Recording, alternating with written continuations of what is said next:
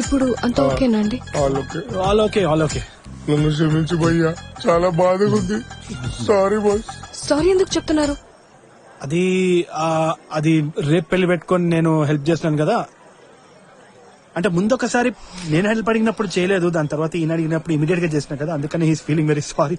Sorry boss, నన్ను క్షమించండి. It's okay రా, నేను మన్నిస్తాను. ఓకే, మీ గుండె మీద చేసుకుని చెప్పండి. గుండెల మీద చేసుకున్న చూడు, ఇక్కడ చూడు, మన్నించిన నిన్ను దయచేసి కాల్ ముక్కుతున్న పోయి ఇక్కడ ఇంకెప్పుడు చెయ్యను. ప్రామిస్ పో పీకో. అరే కెమెరా రెడీ, ఛార్జింగ్ రెడీ.